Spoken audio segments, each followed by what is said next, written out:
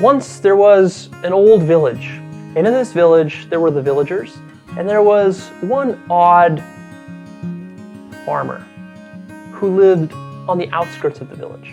And he was a little bit different. The way he thought, his philosophy to life, was just something that didn't quite sit well with the rest of the villagers.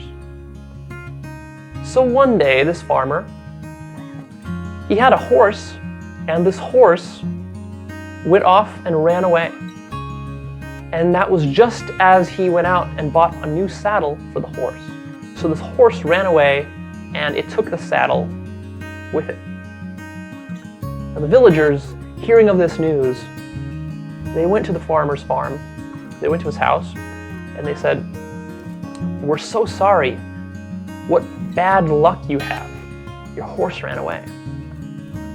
And the farmer looked at them and said, "Maybe it's bad luck, but who knows?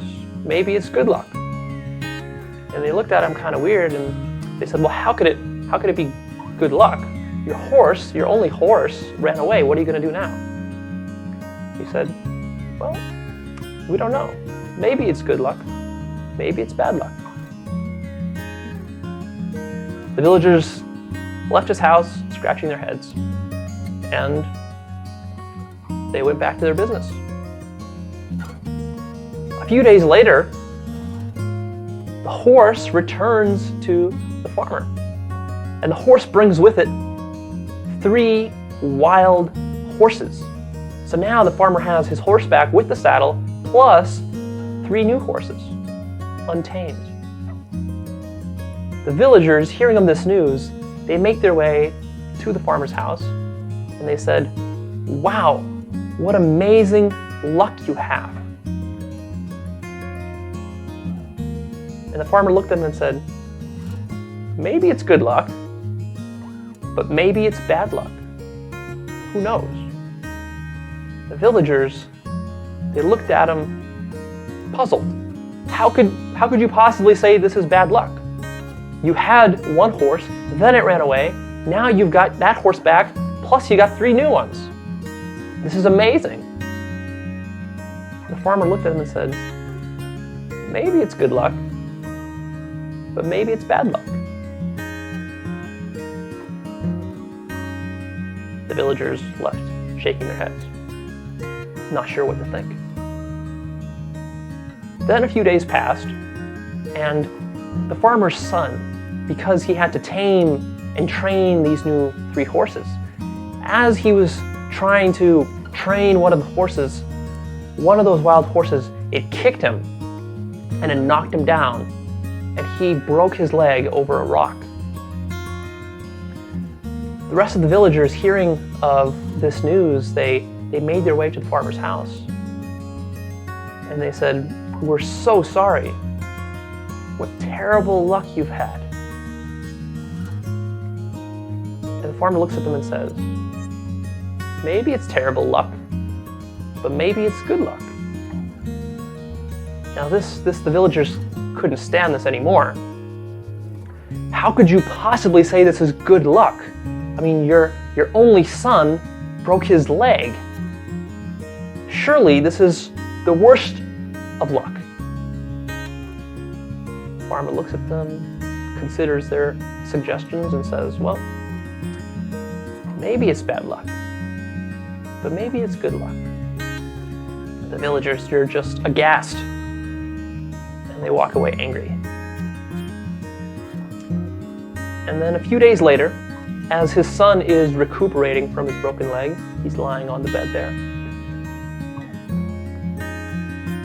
The country officials come by through the village, and they're conscripting troops for the army, for the war that's going to be waged overseas.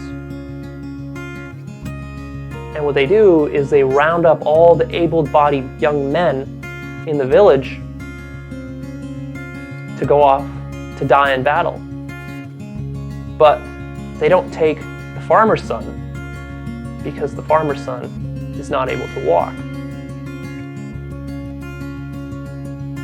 So that's the story.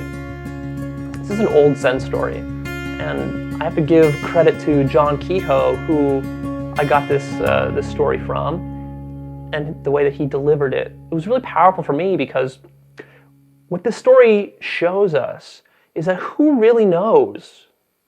I mean, who really knows what is good luck and what is bad luck in our life? The wiser of us, we see that it's not quite so simple, that the things that are unpleasant that happen to us are necessarily that bad for us. And the things that are pleasant on the surface are necessarily good for us. That's a very simplistic way to think about life. And in the end, you truly can't tell, not until every last card is played out, what is good luck and what is bad luck. And when you start to really understand this, and you start to take this in very deep, then you start to understand what it means to be a positive thinker. You can get a lot of little tricks out there that will help you to think positively, to be more optimistic. But I think if you want to really cultivate positive thinking within yourself, you have to start to take on this idea that there's something deeper going on in life, and that it's not quite so simple to figure out exactly what it is. If you think about all the really challenging, the really hard times that you've had in your own life, all the really unfortunate times, the ones that we would obviously label as unfortunate, and then you trace back the ripple effects from that through the rest of your life and into the present. You trace that back and you take a look. A lot of times what you find is you find your greatest gifts there.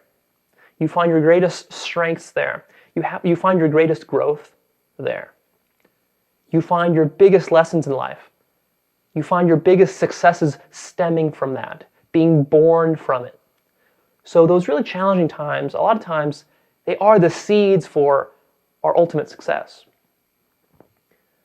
So don't be so quick to dismiss those as being bad.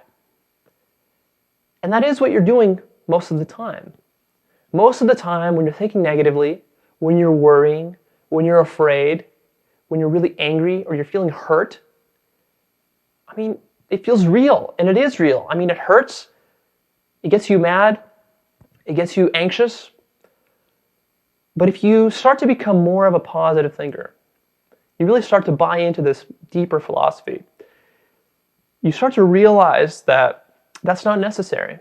And then in fact, a lot of times you're worrying about the things that are really good for you, the things that are really going to make you grow, the things that are really going to make you successful.